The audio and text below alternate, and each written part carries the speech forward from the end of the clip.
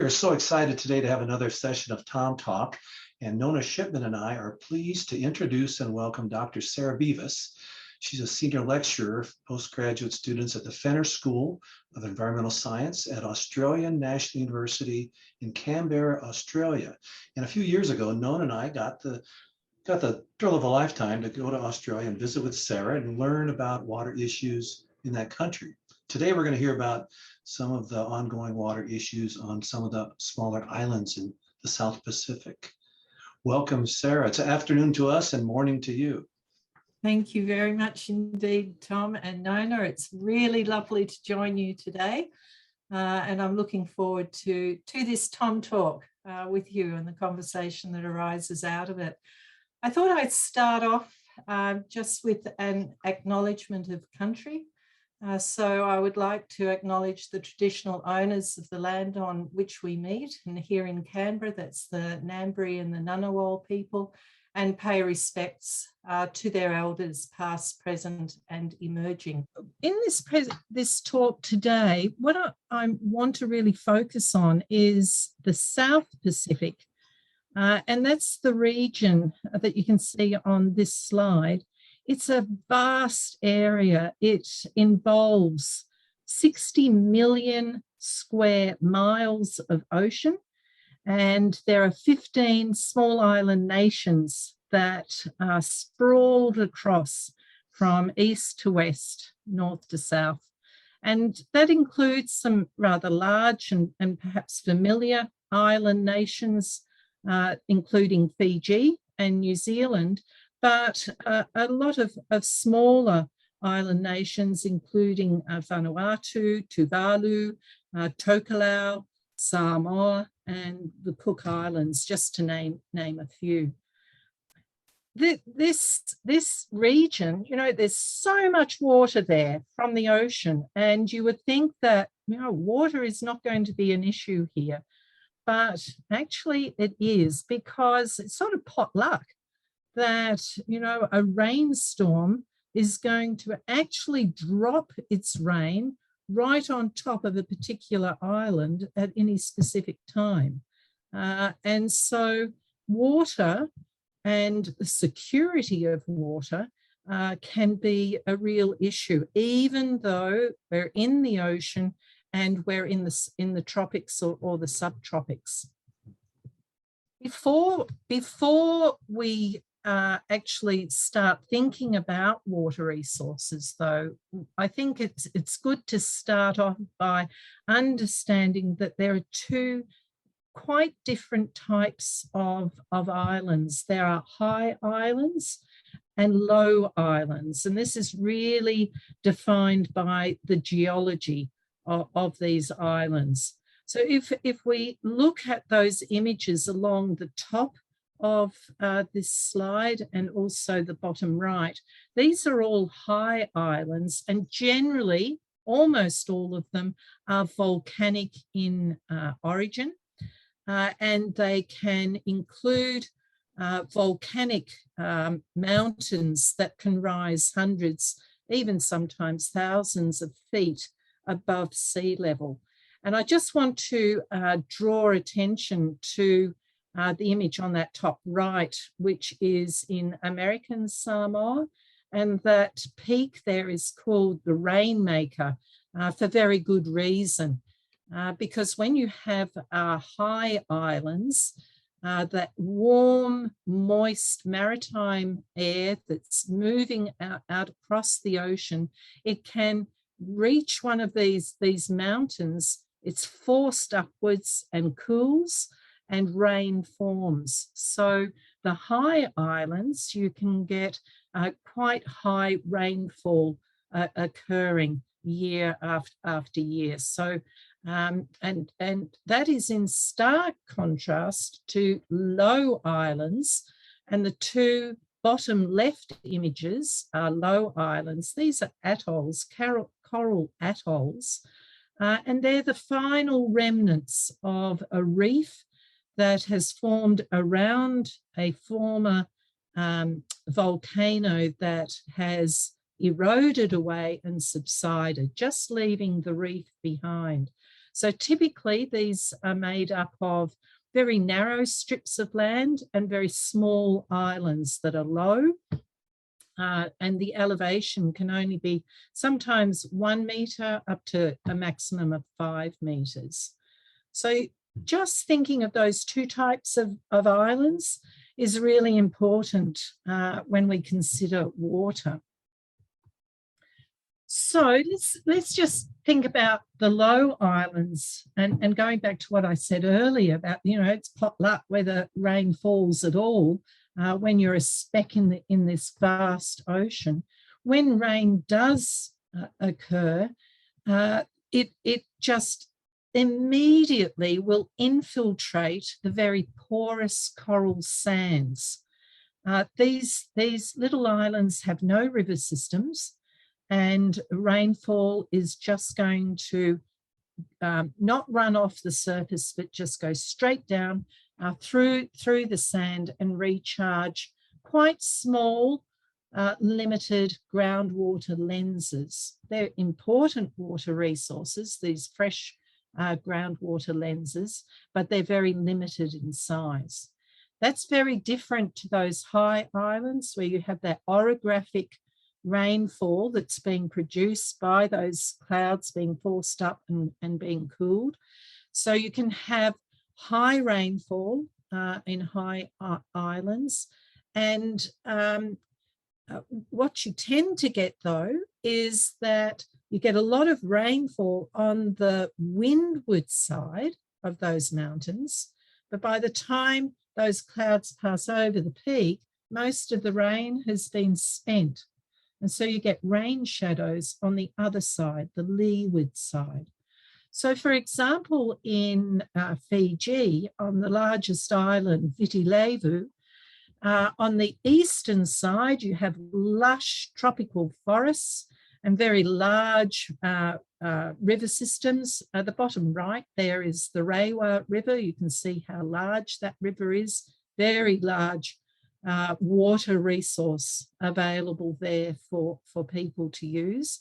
But on the western side of Viti Levu, in the rain shadow, that's where all the agriculture is.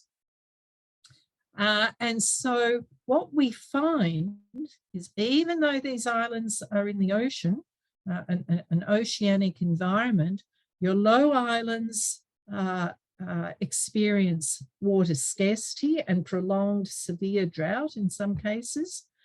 But also on the leeward side of high islands, you can have these rain shadows and you can also have drought.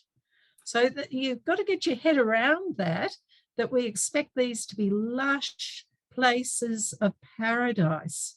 But water scarcity is an issue, an important issue. I'm so glad you mentioned that, Sarah, because when you were talking about the high islands and the rainmaker, it immediately reminded me of the Colorado Rockies and how they create rain shadows here in Colorado and all over the West. And maybe, Tom, you can speak more to those and kind of how that idea of a rain shadow is present here in Colorado. Yeah, it's very similar to those islands you described, Sarah. And I was curious, do they irrigate on the dry portions of islands in the South Pacific to grow crops? No, they are entirely reliant on rain-fed agriculture. So drought is a disaster. Drought can be a disaster. When we're thinking again about Fiji and Viti Levu in particular, sugar has historically been a major a product and export product for that country. And when there is severe drought, that can have an enormous economic impact on the country. Yeah, thank you. Yeah. So the freshwater resources that we find in these countries, if it's a high island, people are heavily reliant on river water, but on those low islands, there is more of a reliance on that limited groundwater resource. But both high and low islands, because of And it's important to note, because of that climate variability, that unpredictability of whether you're going to have a wet year or a dry year, because of when the storms are going to come and hit your particular island, there is a need to supplement or augment the water that is available either in rivers or as groundwater. So in the bottom two images, the one on the left is from the island of Rarotonga in the Cook Islands. That's a communal water gathering spot where water, fresh, clean, safe water is available for people to come and fill up their containers and take home for drinking or for cooking. And on the bottom right, there's an image there of people. This is from Tuvalu, and people are using a communal rainwater tank. Increasingly, you can see rainwater tanks that are located in individual houses or communal buildings such as schools or churches.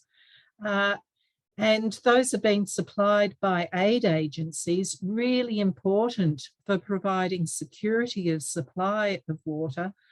But they're very expensive.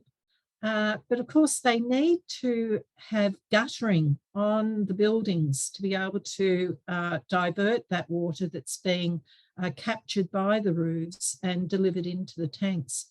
And quite often what you see in the Pacific is houses, buildings that have no guttering at all. It's something traditionally that is not used. And with these tanks, you quite often see quite a large tank, but it's only being serviced by guttering that may be 2, 3, 5 yards long. So it's not capturing all of the rainwater that's being really generated off that roof. And I should add here too, I haven't got a picture of it, but desal plants, small mobile desal plants are increasingly being used to provide security of supply, but there needs to be training of local people to really maintain and repair those as required. Being an island, salt aerosols from the ocean are a real issue, and rusting is an issue. So they do need to have really constant maintenance. And one of the problems in the past has been a lot of money spent on desal plants. Aid agencies disappear, think that they've done a good job, but the capacity building hasn't been done in tandem. So those, after a year, they're not used anymore. Sarah, can those desal plants be powered by solar power? Yes, they can. They can. And that's a really good question, because increasingly there should be a reliance on solar power in these environments, because, you know, almost everything of what an island community needs, they've either got to grow it themselves or it comes from offshore. And fuel needs to come from offshore, and that includes diesel. So electricity generation is heavily dependent on diesel being imported. And also the chlorine required for water treatment to make it safe for drinking when you do have mains water supply, that also needs to be imported. So these are expensive costs that communities need to bear. One more question I was going to ask: the water that comes off the rooftops, that would need to be chlorinated because of animal waste on the roof or those sorts of things? Another really good question, Tom, because no, it's not chlorinated. And you're right, there will be contaminants coming off the roof. One of the major concerns about those contaminants is associated with the urine of animals, particularly rats, because we have the Pacific rat out there. Yeah. And that can be a carrier of leptospirosis, which is a very nasty illness, certainly emerging more so in across the Pacific. So for rainwater tanks, instead of chlorination, what you have is a first flush tap. First flush. So when you want to utilize the water and extract some, you have a first flush, you let it go. So anything that's sort of gone to the bottom of the tank can be flushed out. That's not necessarily going to be, pathogens, but it's a start. And then you would really need to boil the water. Okay.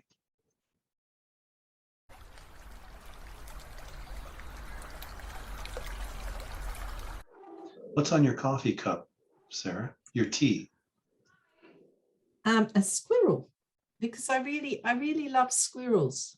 I get quite excited when I see a squirrel in North America. Do you have squirrels in Australia? No. No, there used to be a tiny little population in a town in Victoria, Yeah. one of the gold mining towns, but apparently they're all gone.